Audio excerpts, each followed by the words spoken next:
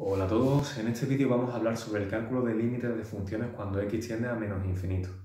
O más bien vamos a matizar un pequeño detalle, puesto que en realidad los argumentos que tenemos que utilizar para poder llevar a cabo el cálculo de un límite para cuando x tiende a menos infinito son exactamente los mismos que utilizábamos para calcular el límite de funciones cuando x tendía a más infinito. Eso lo vimos en un vídeo anterior a este. La única peculiaridad que introduce ahora el cálculo de límites para cuando x tiende a menos infinito es un pequeño detalle añadido que debemos tener en cuenta. Como recordaréis, cuando estudiábamos el límite tendiendo a más infinito, nos parábamos a evaluar tres casos concretos. Y dentro del tercer caso, además, había tres subcasos. Bueno, pues en esos casos vimos que un argumento muy importante a tener en cuenta a la hora de trabajar con límites de polinomios era que el polinomio tenía una serie de monomios de los cuales uno de ellos, el de mayor grado, tenía un comportamiento que era muy dominante sobre los demás. Esto, como decía, solamente vale cuando tenemos el límite de x tendiendo a infinito, o sea, más infinito o menos infinito. Entonces eso es un argumento que utilizaremos también aquí igual. Y si os acordáis, eso era básicamente todo. A partir de ahí era razonar todo un poco por encima, teniendo en cuenta, bueno, pues el grado del polinomio si estábamos hablando de funciones racionales y si no, pues poco más. En este tipo de límites del polinomio tal cual, el resultado siempre acababa siendo más infinito o menos infinito. Y el signo dependía del coeficiente principal del polinomio, es decir, el numerito que estaba multiplicando al monomio dominante, al de mayor grado. Solamente dependía de ese signo. En este tipo de límites, el resultado, como tenemos que el límite de un polinomio siempre va a ser más infinito o menos infinito, pues 1 partido de más o menos infinito siempre va a dar 0. Podríamos razonar si viene a acercarse a 0 a través de valores positivos o a través de valores negativos. Eso va a depender de si aquí tenemos un más infinito o un menos infinito. Pero para saber eso, los argumentos son exactamente los mismos que utilizábamos para el primer caso. Nos fijábamos en el monomio dominante y si el coeficiente que tenía, el numerito que le estábamos multiplicando, era positivo, sería más infinito, y si era negativo, menos infinito. Para este tercer caso, recuerdo que había que tener en cuenta el grado de los dos polinomios. Si el polinomio de arriba era de grado superior al de abajo, el resultado iba a ser más infinito o menos infinito, pero el signo seguía dependiendo de lo mismo, del coeficiente de los monomios de mayor grado dentro de cada polinomio. Si el denominador era de mayor grado, entonces el resultado era 0 y nos podíamos acercar a través de valores positivos o negativos, dependiendo del signo, de nuevo, de lo mismo. Y si los grados son iguales, entonces al final el resultado no era más que el cociente de los coeficientes principales, es decir, la división entre los numeritos que estaban multiplicando a los monomios dominantes dentro de cada polinomio. Aquí vamos a utilizar, como digo, los mismos argumentos. La única novedad está en el hecho de que si estamos haciendo el límite para x tendiendo a menos infinito, entonces tenemos que tener en cuenta el grado del monomio dominante. ¿Por qué? Pues porque antes, como x tendía a más infinito, x elevado a lo que fuera siempre salía positivo. Sin embargo, ahora que vamos a trabajar con x tendiendo a menos infinito, es decir, valores muy negativos de x, valores, digamos, muy grandes en valor absoluto, pero negativos, entonces al hacer ese valor elevado a un exponente, el resultado va a depender del exponente. Recordad que si nosotros teníamos un número negativo, como por ejemplo menos 2 elevado a un exponente par, entonces el resultado iba a ser positivo. Sin embargo, si teníamos un número negativo, una base negativa elevado a un exponente impar, el resultado iba a ser negativo. Y esta es la diferencia que vamos a introducir aquí. Entonces, cuando nosotros vayamos a resolver un límite para x tendiendo a menos infinito, nos fijamos en el grado del polinomio. Y aquel monomio de ese grado, el monomio dominante, el de mayor grado dentro del polinomio, tenemos que darnos cuenta de si tiene un grado par o un grado impar. Entonces, deduciremos lo siguiente. Cuando el grado del polinomio, bueno, lo vamos a poner con corchetes. Cuando el grado de ese polinomio es par, entonces utilizamos exactamente los mismos argumentos que utilizábamos para cuando hacíamos el límite para x tendiendo a infinito. Mismos argumentos, que para x tendiendo a más infinito. Sin embargo, si el grado de nuestro polinomio es impar, entonces tenemos que tener en cuenta que x elevado a un número impar nos va a salir negativo. Y en ese caso tendremos que argumentar exactamente de la misma manera, pero además teniendo en cuenta este detalle nuevo. Y es que si nosotros tenemos x elevado a n con n impar, entonces vamos a tener que tener en cuenta también el coeficiente de delante para saber si el signo va a salir más infinito o va a salir menos infinito. Imaginemos, por ejemplo, que tuviéramos los casos de arriba. Bueno, antes de empezar con eso, termino con esto. Si el grado del polinomio, como digo, es impar, entonces tendremos que utilizar los mismos argumentos que para x tendiendo a infinito y además habrá que tenerse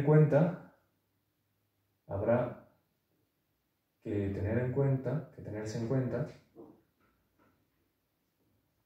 el signo negativo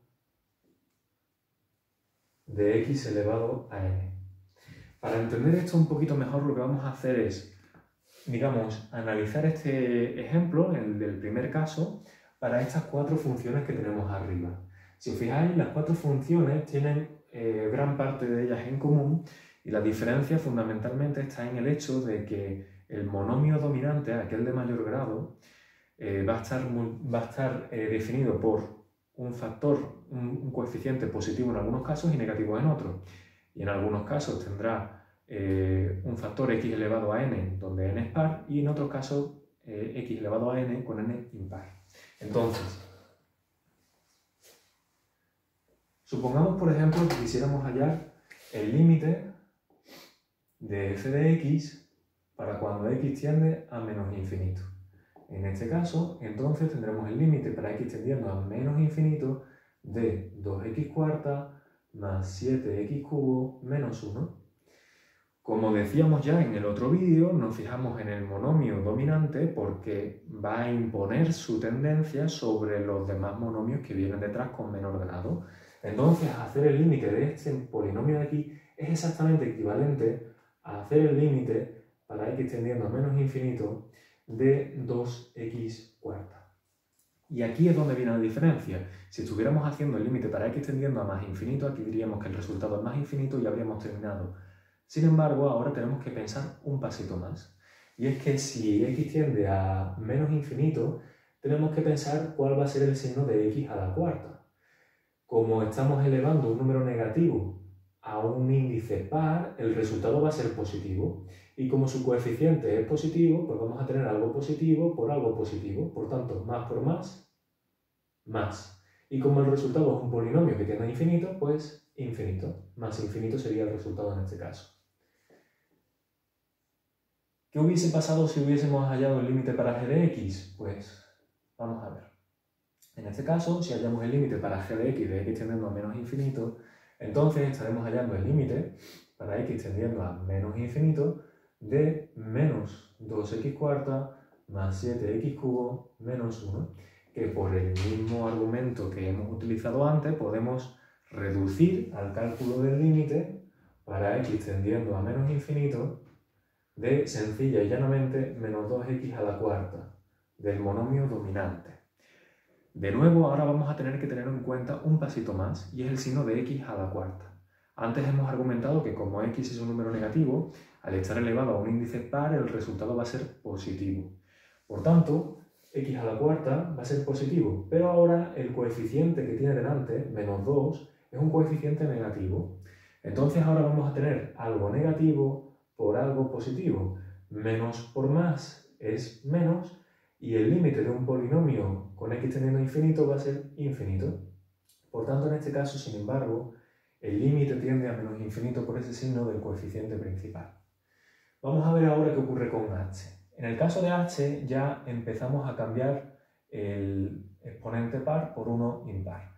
Entonces aquí tenemos el límite para x tendiendo a menos infinito de 2x quinta más 7x cubo menos 1.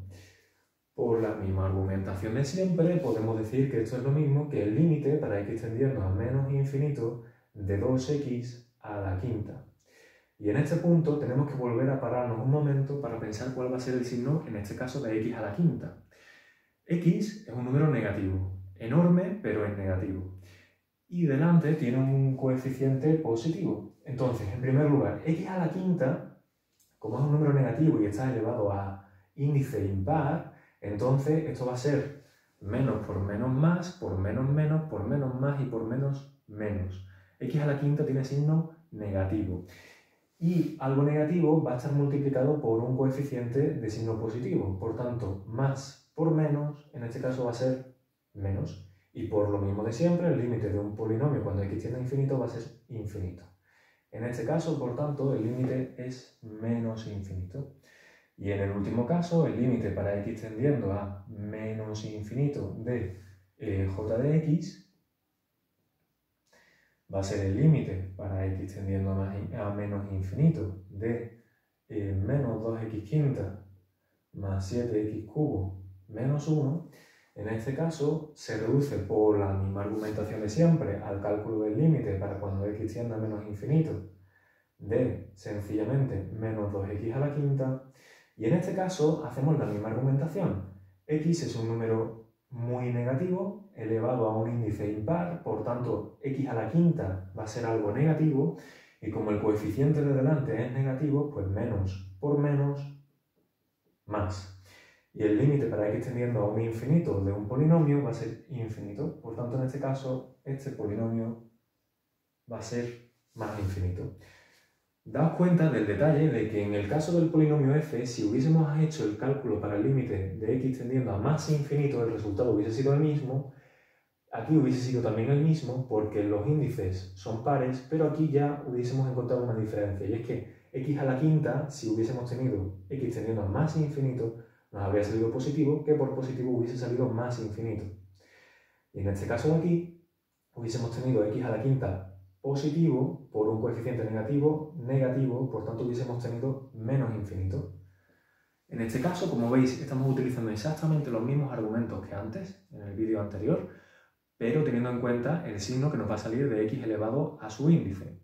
Cuando el índice sea par, entonces no habrá ninguna diferencia con respecto a hallar el límite para x tendiendo a más infinito, pero cuando el índice sea impar, sí habrá una diferencia. Esta misma argumentación se puede extender al cálculo de este límite de aquí, en cuyo caso el límite seguirá saliendo 0. La única diferencia es que cuando el polinomio del denominador tenga un grado impar, entonces nos vamos a acercar a 0 a través del signo opuesto al que nos saldría haciendo el límite por x tendiendo a más infinito. Y en este caso de aquí, entonces, pues tendremos que tener en cuenta, además de los argumentos que hemos visto en el vídeo anterior, cuál va a ser el signo del monomio de mayor grado en el numerador y también el signo del monomio de mayor grado en el denominador. Por lo demás, el argumento es exactamente el mismo, así que no nos vamos a parar más en esto.